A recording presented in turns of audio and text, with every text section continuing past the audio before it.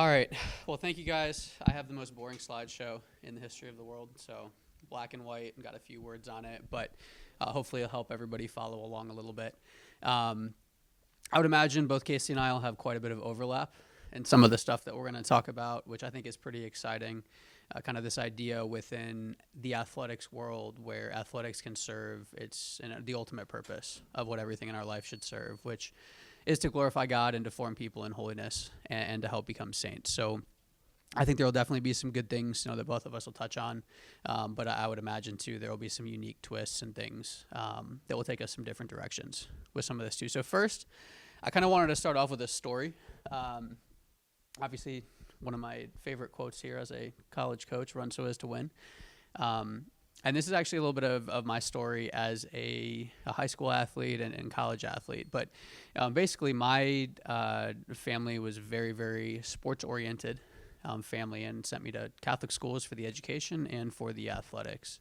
And throughout the course of particularly my high school years, I had an incredible opportunity. Actually attended a Newman Guide High School, Seton School in Manassas, Virginia, and really, really was exposed to everything from the Catholic faith, from the theology and the philosophy to the people, to the sacraments, to the religious life, you name it, we were exposed to it. And a lot of those things kind of, were positives for me, but didn't really click. But the one thing that really clicked for me with the Catholic faith was I had a basketball coach who cared a lot about winning. And it was a lot about winning in terms of how you do the things that you do, not necessarily what the outcome of what you do is. And so it was an incredible opportunity, an incredible witness, and that's actually what led me kind of along the journey, starting at age probably 16 or so, to become Catholic, and now obviously coaching at Belmont Abbey is a huge part of why I am coaching and why I'm coaching at Belmont Abbey, is because what our goal is trying to be able to instill virtue and that opportunity to, meet Christ through your gifts and talents as a competitor. So for me, this is kind of this is a personal thing. This isn't just in theory. It's had a huge impact on my life and something that I'm very, very passionate about as well. A couple things in terms of terminology that I think are really important in just understanding some of the basics about how we can be able to properly direct sports and use it as a vehicle to have the greatest impact. And I'll give some examples of these two. So the first one is kind of making a distinction between vocation and recreation. Vocation, just like with every aspect of the Catholic life, with our gifts and talents that we have been given, we're supposed to glorify God through those things. So whether those gifts and talents are in art, in music, whether they're intellectual gifts, whether they're physical gifts, that's a pretty common field and understanding of how to develop your faith life. One area that's not been as deeply explored is athletics, right? Can you do that? Can you have competitive gifts? Can you have physical gifts and skills? And so there is a little bit of a difference, I think, between this vocational aspect of God's calling me to use these things because I've been given these things as gifts and talents, and then these things are fun to do. Again, they may look the same from the outside, but when you get to the internal purpose of those two things, they're a little bit different. Jumping into that, so the point and the purpose. So this is going to be about sports specifically. So when we talk about the point of sports, of competitive sports in particular, it's going to have a different emphasis than a recreational aspect. So I'm going to give an example. So hypothetically, let's say Casey this morning went for a nice 1 mile morning jog. I don't know if that's true or not. So let's say you went for a morning jog. And let's say for the World Cup game that's happened today, that one of the players went for a 1 mile jog as a part of their warm up on the field. Now, those two things, they both ran a mile. They may have even ran the same speed, but they're very different things. One of those is I'm going to get some exercise. And the other one is I'm preparing to compete at the highest level on the world stage to represent my country, represent myself, and ultimately try to win. Right? And so they may have exactly the same physical use of the body, but they're very different in what they are intended to do. And so what I want to talk about a little bit here is identifying in competitive sports, right? So that example where it's the World Cup, where it's not the recreational jog in the morning, what is our objective and what is our purpose? So in competitive sports, the point is always to win, right? Winning is important. If you don't have something to go after, if you don't have a first place, if you don't have something to push you and challenge you, it's not competitive sports. It's just an activity. Now, the root of sport itself, or of competitive sport, if you take it back to its original text, is competir. And competir actually means strive together.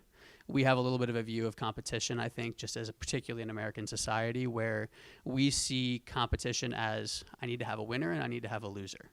But the true root and the true nature of where competition comes from in its original form is about having an objective and everybody chasing it, and in so doing, striving to help each other all become their best by chasing that objective. And it's a very different focus, and that point is I want to compete to win. It's not winning, it's I want to compete. I want to chase it. Whether I win or not, is it important? Yes, because I have to care, but it's not the outcome that's the most important thing.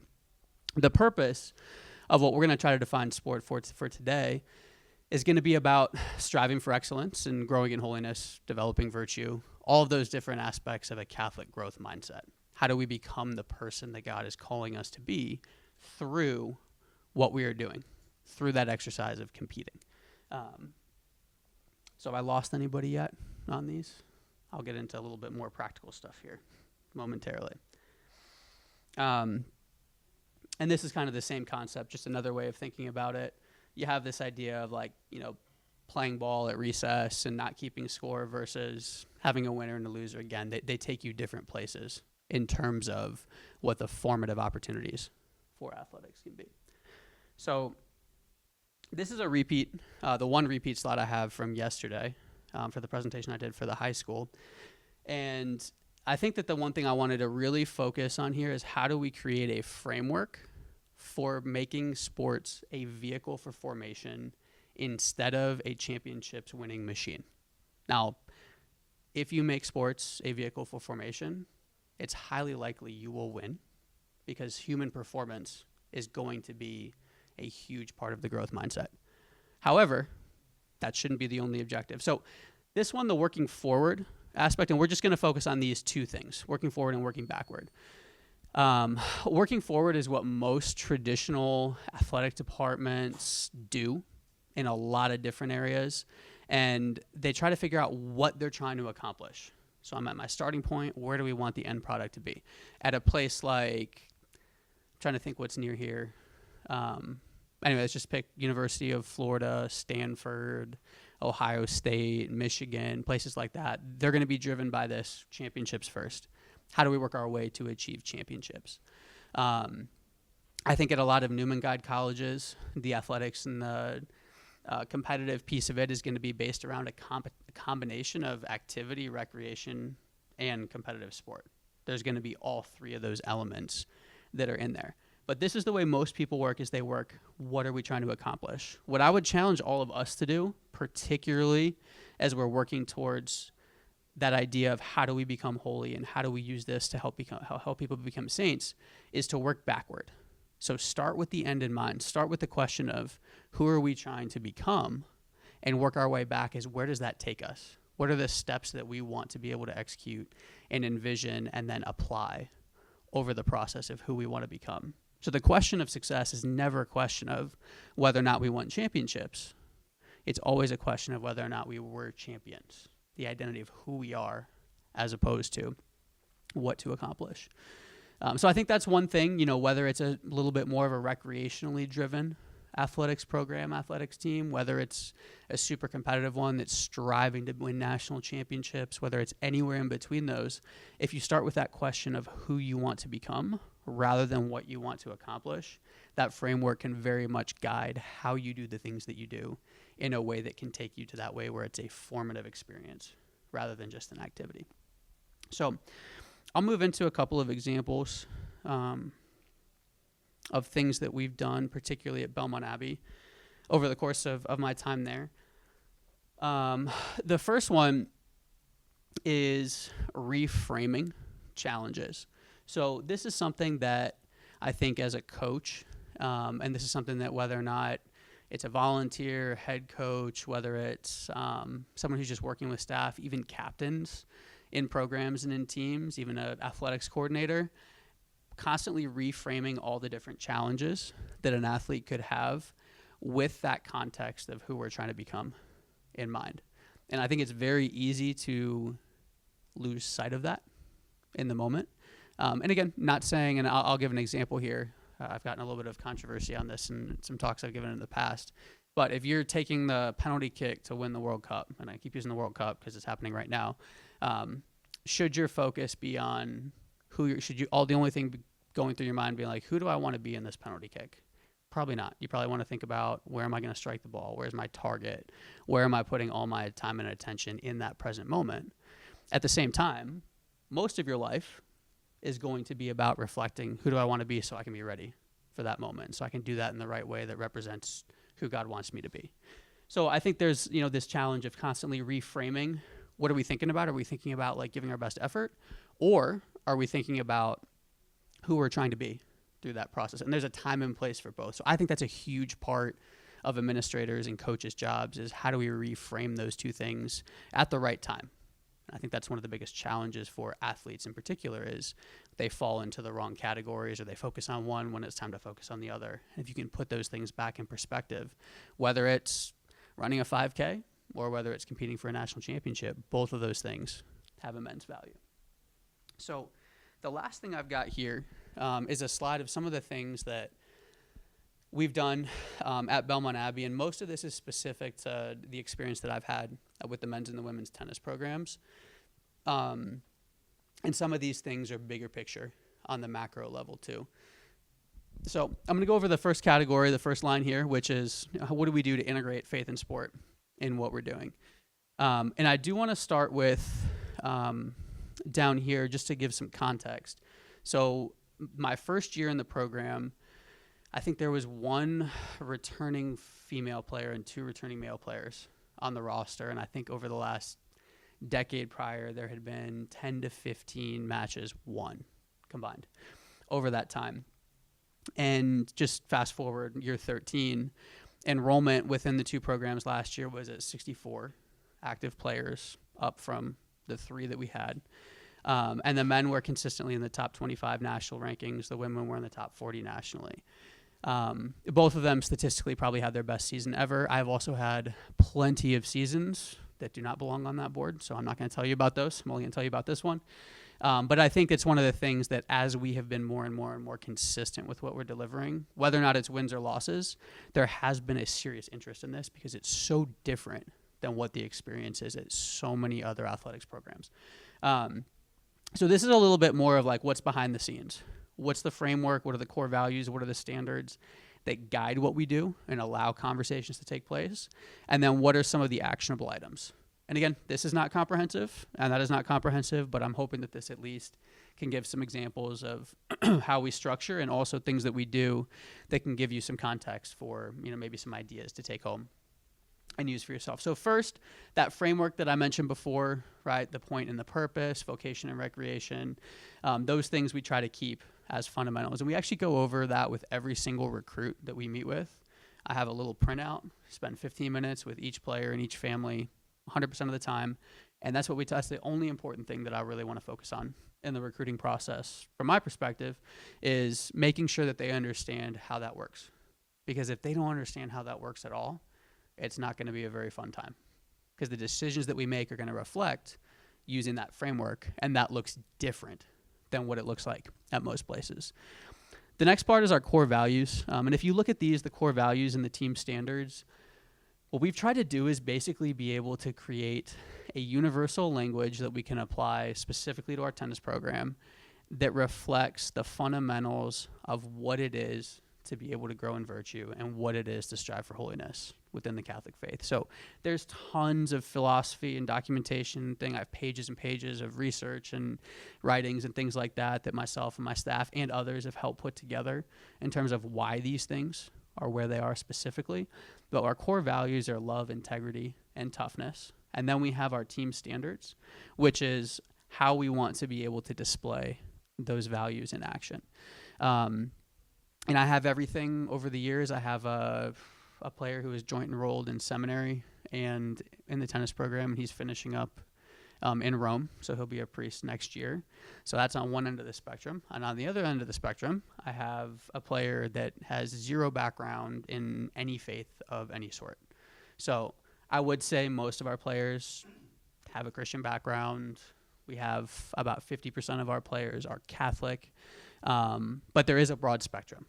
There's very, very, very strong extremes, especially when you have 64 in total. There are going to be some outliers. So this language, I've found these exact same things for the player that's at the absolute zero and the player that's in seminary allows us to have the same conversations at different levels about who we are and what we're trying to accomplish because of who we are trying to be. And that set of standards doesn't really change. Now, there might be levels on the spectrum for someone who's really, really, really struggling with basic responsibility. That's going to be totally different than someone who has all of their things in life together and is focused on how do I now teach other people how to be responsible, right? But that concept, that still gives us the roadmap for where we want to go.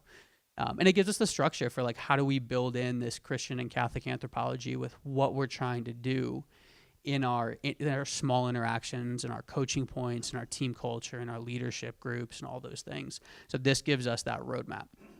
Now, as far as actionable items, this has been a really fun part for me is every Wednesday, we do 2 and the programs are run totally separately. So men's and women's are totally separate programs.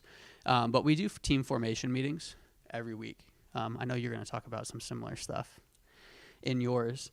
But these meetings are basically designed to meet the team where they're at and try to focus on how we're developing either one of these standards or core values in action on a weekly basis. Over the years, I can't tell you how many of these both myself and our staff has created. It's probably in excess of 250 individual because we try not to recycle any specific meeting. We try to constantly meet it with what's happening today with our program, what's happening today in the real world, what's happening in the sports world, and be able to make these things real life as opposed to just concepts. So everything from guest speakers to doing videos, to doing exercises, to team building things, everything from introduction to prayer life, to sacrifices, to Lent, you name it. We're constantly focused on how are we introducing these different things in a way that they can make it a part of their life. This past year was really, really cool. We had an incredible leader on our men's program in particular. And I think we had 44 on our men's team, and we had 29 of the men's players going to voluntary Bible study. And there was one guy who spearheaded, and we worked together in the summer to create some of the framework for it. And he kind of pulled it into some different groups. But that was a really cool moment, is where I'm not necessarily the one that's making people go to stuff. They're choosing to put themselves in that situation because of what they're continually being exposed to. We've had some amazing guest speakers for the program. I know yesterday I did a talk with Chris Vanderwoody, whose father is likely up for canonization as one of the first lay people in the United States. So he came and spoke with us. I don't know if any of you are familiar with Father Chase Hilgenbrink. He's the director of vocations for the Diocese of Peoria. He played soccer at Clemson and was one of the best soccer players in South America, and walked away from it all to become a Catholic priest. So he came, and his was probably the single best thing I've ever done with anyone in 13 years. The players in our program walked away from that. And there's one player that walked out and was like, I'm going to become Catholic. And he just came into the church a couple weeks ago. So the impact of that was still being felt. And another one too, we have a local Belmont Abbey alumni named Clay Dimmick. He had a spinal fracture on the field, a dual spinal fracture. And he's the first athlete in history at any level to come back from a dual spinal fracture. And he played 100% of the minutes for the Charlotte Independents, and he's the captain of the pro team in Charlotte. So we've had him to campus. Anyway, plenty more, but that kind of gives some examples of people that are relatable or people to look up to have some things where it's not just me talking. Another thing we did this year is we did a Lenten challenge. So we kind of broke down prayer, fasting, and almsgiving into what a normal 18-year-old in the secular world might perceive those to be. And we challenged the guys to put all that stuff together to be able to make sure that these are things that we're doing in our daily life. And the players had accountability partners. They were supposed to every week we checked back in on it. They had to make it as the background of their phones. So they'd have that reminder all the time. And we checked in at the end of Lent, and I was expecting probably like 5 groups to have finished it through. And it was like 80 to 90% of those that participated actually followed through on the Lenten challenge. So that was, again, some incredibly powerful stuff. that put us in a really, really fun spot, just with kind of the team culture and team environment. A couple other basic things, coaching staff and the captains really try to work with on the personal mentorship side of things. Not surprisingly, as we all know, 18 to 22-year-olds deal with a lot of change and a lot of tough situations and a lot of challenges in their life. And having some of that mentorship and consistency can be really important. And just directing them back to what they're doing, and whether it's, stepping back to the sacraments, being able to have a conversion or a reversion, being able to constantly focus on, what's actually important instead of what might be perceived to be important in their lives. And then we have a pretty consistent theme of community service with what we do. The one I put up as an example, I think our programs this year were just under 1,000 hours of community service, so it was pretty significant just within the men's and women's tennis. But Holy Angels is a home for disabled children that's actually on our satellite campus. And so we do a ton of stuff with them. And I will tell you, the perspective change of, and it's a home basically for a lot of abandoned, shaken babies. So it's really like severe disability, many of whom will die in their 20s and 30s, and it's full-time 24-hour care.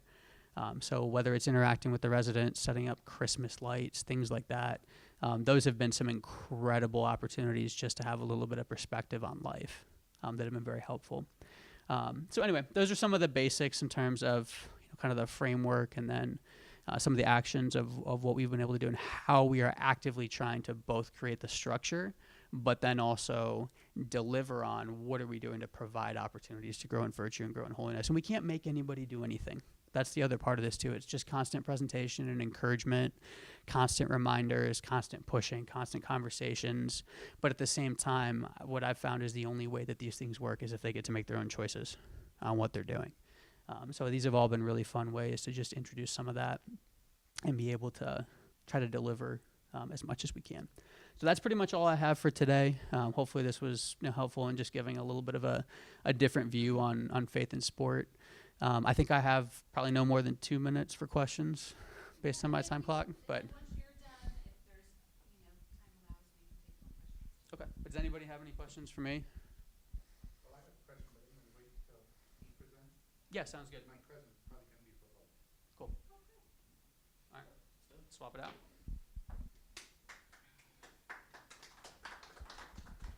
I just put you on. Just do mine. Okay. You should be good. Once you open the laptop, I'm going to pull this out. Do I need the mic? Yes, you do. That's what I said yesterday, too.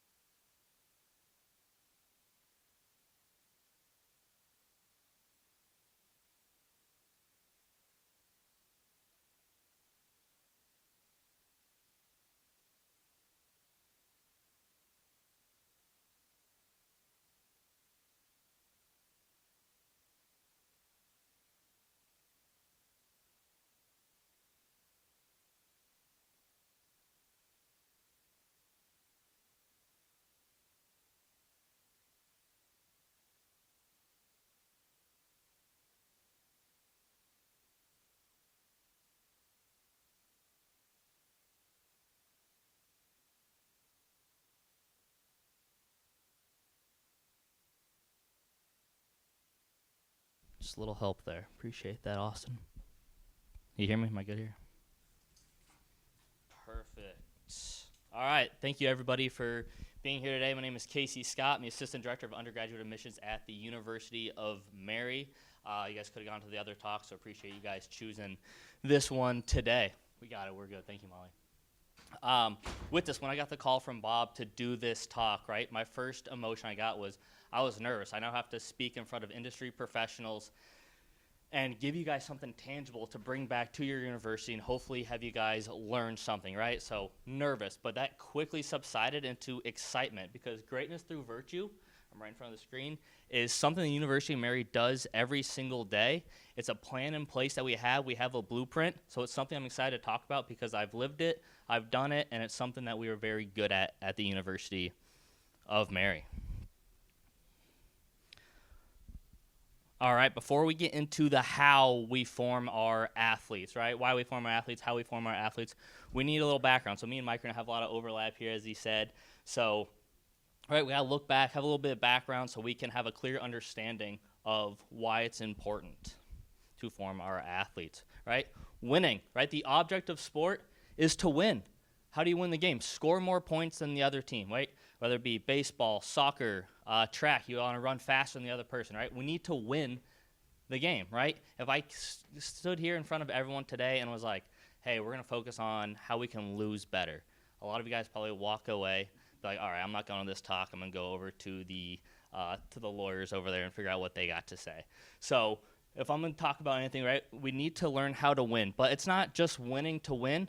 We got to learn how to win. How are we winning, right? Are we winning arrogantly, unprincipled?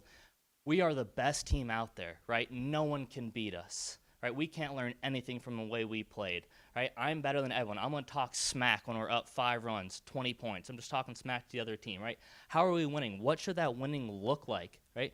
We need to win humbled and virtuous, right? How do we just win? What's it going to take for us to learn from that? Yeah, we might have won by a lot. We maybe won on a buzzer beater, a walk-off, but how can we learn from that experience and grow in that, right? And that takes it into our lives with everything, right? How are we winning? Why are we winning? It's okay to win, and how do our athletes act under pressure, right? Sport is amazing at giving us situations to act under pressure, to replicate everything that will happen in our life. So winning is not just about winning to win, it's about how we are winning. Right? With that, now it is the purpose of sport, right? The purpose of sport is to enhance holistic human development, right? The purpose of sport is to enhance holistic human development. Holistic, whole, right? We got to form everything. Sport is a vehicle to forming mind, body, and soul. Why is that important in life? Why is that important in athletics, right? We need to form strong habits of body, because we're trying to win. We're trying to win the game. So we got to get to the gym. We got to hit the weight room. We got to put up extra shots. I got to get extra swings in, right? We got to form those habits of body so we can go out there and try to win.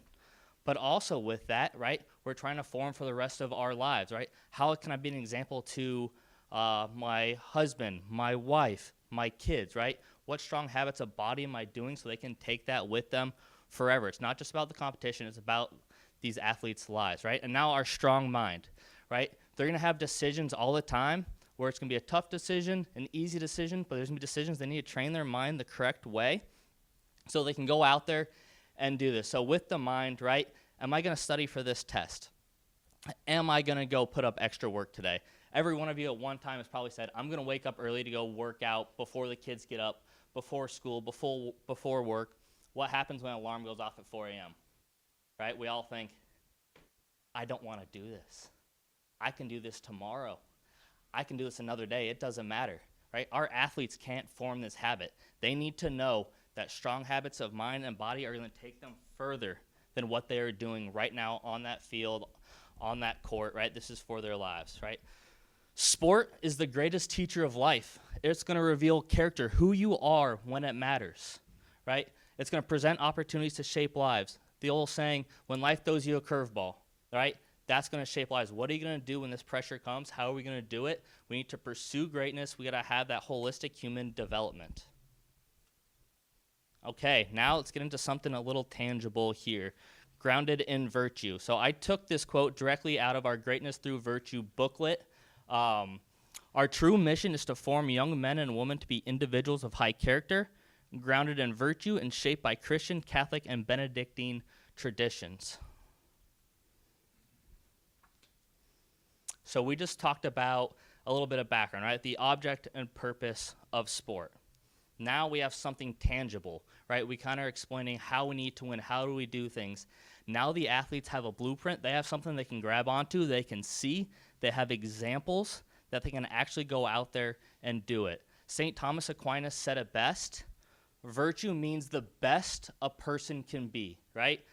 The best a person can be is virtues. At the University of Mary, this is what we decided are the best virtues for our athletes. Magnanimity, striving for greatness, wanting to win, having that motivation to go out there and have a goal, right? When we get into the workplace, we need to have a goal. We need to strive for something, right? We're teaching them things past just sports. Humility, acknowledging one's proper place and limitations. Like I said earlier, how can we learn from this win? How can we learn from this loss? I'm the best player, but how am I going to lead my team to get to my level? I need to be humbled by that. I think I'm the best player, but am I actually working hard enough? I'm not starting. Why aren't I starting? Coach hates me. No, I'm just not working hard enough. I need to acknowledge that limitation, be humble to work harder. How am I going to help that teammate? How am I going to be the best bench player, right? Those need to happen. Prudence, sound reason, and judgment. Opportunities for choices are going to happen every single day. They need to have something tangible they can grab onto, think, is this the right choice for me? Courage, strength in the face of adversity. They're going to be in pressure situations every single day. They need to know the courage to go out there, be headstrong, and fight through it. When they're in the office, they're in a boardroom, right? They're going to have things where I'm not comfortable. It's a little adversity. What am I going to do? Do I have the tools to do this? They need to have some courage to fight forward. Justice. This is probably my favorite one, is to have a little justice. Your parents push you to be giving you these tools. If we are not giving 100%, we are not doing justice to our parents who give us these opportunities, to our teammates who we're going to battle with, right? We're out there at practice, waking up early, we're studying, right? If I'm not going 100% for my teammates, I am not doing justice to them. And then God gave us these talents, these natural talents, talents that we can blossom, that we can grow. If I'm not giving it 100% for God, that's an injustice, right? We need to have justice. We go 100% for the people who have gone before us and given us the right tools. Temperance, mastery of moderation of natural desires and passion. This is a fun one, right? Friday night, should I go out with the boys, have a couple beers, we have a game tomorrow? It's my natural desire. I just want to go out there. No, I should get some sleep, right? I got a game to prepare for. Wednesday night, should I be up late playing video games? I have a test tomorrow morning. I should probably get to bed, study for that test, right? Our natural desire is not to do the hard thing, but just do the easy thing that I kind of want to do, right? Temperance. It's very, very important, right? These all, like I said before, these all give our athletes something to prepare for, not just in competition, but for life. All right, now the how. The University of Mary does a really, really good job of giving us a strategic plan and what that's going to be and the how we form our athletes. It starts with the top. It starts with the University of Mary. So this is our mission at the University of Mary. Founded to prepare leaders in the service of truth, the University of Mary is distinctive in our education and formation of servant leaders with moral courage, global understanding, and a commitment to the common good. As America's leadership university, we are deeply devoted to our mission. We are faithfully Christian, Catholic, and Benedictine. We know who we are. We are true to it. When you know who you are, what your identity is, it is easier to make decisions.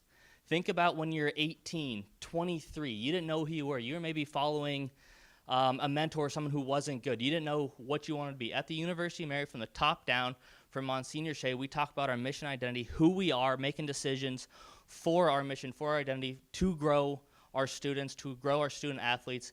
If we know who we are, we can make decisions, and it starts from the top down, so that gives our athletes something in the framework to rely on. Next, all of our athletes have to take certain classes, right? So we have virtue and sport. All these are taught by our athletics director, our athletics chaplain, or a veteran head coach. So their freshman year, they have to take virtue and sport, right? And then this is the goal. What are we aiming for? What is the goal in virtue of sport, right? What is that concrete thing that we can go to? What is the goal? Their sophomore year in virtue and sport 2. How do we grow, right? How do we embrace challenges? How do we grow? Their junior year in virtue and sport 3. How can we learn from those who came before us? There are examples in sports, in our everyday lives, in the community, at the university, in textbooks, in the Bible, right? There is examples everywhere. So if you're a basketball player, baseball player, soccer player, whatever it is, you're going to go back there and study your previous games. You're going to watch film. You're going to study your opponent, right? This is watching film for virtue and sport. We're going to figure out where the examples are in our life. So then if we see those come out, we have recognized them and we know that it's a possibility and we can actually do it. Their senior year, where can I apply this? How can I be a model? How can I be a leader for my community, for my team, for my life, right? It's going to go much further than just athletics. So everything we do here, what is our goal? What are we aiming for? How do we grow? How do we learn from those who came before us? How do we put it into practice? How do we become leaders? Next, we can't form our athletes if we don't form our coaches. If they're not getting that consistent message, it's going to go out through one year, out the other. So we need to form our coaches. How do we form our coaches? A new coach comes on, coaches onboarding. They're going to go get the mission identity of the University of Mary, the history of the University of Mary, and then they're going to learn virtue and sport just like our athletes. The same vernacular, the same teachings. They can compound it and keep talking about it in practice. Right? We have our Virtue and Sport Institute, which our coaches are actually at right now on campus. It is about 3 to 4 days long, and they are taking all 4 of those classes I just talked about and expediting it. So they got the onboarding, but then they're meeting again in the summer, and they're actually talking about it so we can live it and put it into practice. We also have different graduate certificates. We have a graduate certificate in Virtue and Sport at the University of Mary. We have leadership certificates. There's opportunities for extra learning, for graduate learning, right? We have an MED concentration in leadership. There's a lot of different opportunities at the University of Mary, not only for our coaches to grow, but for our graduate students who are still playing sports, right? That's becoming a common thing to have more graduate students. And then monthly formation, right? If that wasn't enough, our coaches get monthly formation. They meet every month, and they go over certain topics, right? And in those topics, how do we integrate this into practice? How do we make our practices virtuous? How do we put them in pressure situations? How do we make them leaders in their communities, right? How do we make our students lead, right? As a head coach, if you have some players who spearhead those Bible studies, they're leading, it makes your job way easier when it's like you just put a practice plan, they got leaders out there, and they are just doing it, right? It becomes easy for the coaches, but they cannot do that unless our coaches are teaching it to them, and it is that compounding effect for our athletes. Consistency, like I said, if we need that compounding effect, why do we keep putting up jump shots? Why are we doing extra swings? Why are we going in the weight room, right? It is a tried and true method of repetition. Learning your multiplication tables. Why do we do homework still today at universities and colleges? Because repetition is tried and true. It needs to be talked about from the university level, from our coaches to the athletes themselves so they can grow in competition and in life, right? They need to have that compounding effect or else they're not going to get it. The most successful leaders in life are the best self-assessors. The most successful leaders are the best self-assessors. What does this situation call for? How am I going to make my team better, right? I lead 8 individuals in the admissions world. How am I going to make them better? What things are coming down the road? What am I actually seeing, right? This is the same thing in every situation, whether they're on the pitch, the court, in life. What situations am I seeing? what opportunities am I going to have here to be virtuous, right? We need to think about those things, be self-aware, so we see each situation coming. That is something we are teaching our athletes, right? And then with teaching, I can't teach what I don't know. If the coaches don't know this, we can't teach it to our athletes. If our athletes don't know this, they can't teach it to their kids, their wives, their husbands, right? They can't go out there and lead if they don't know that. So we need to teach them.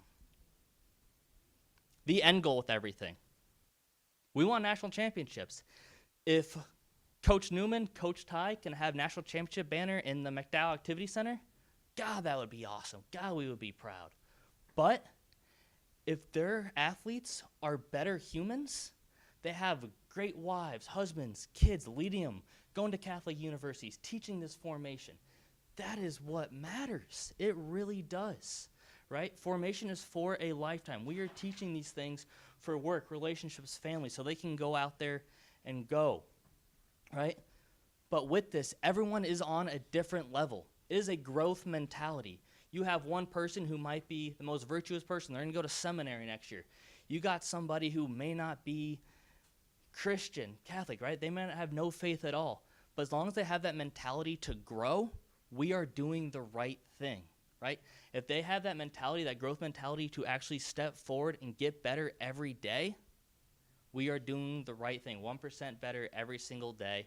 And that is with life, that is in sports. If they have that mentality, we are doing the right thing in education and at the University of Mary.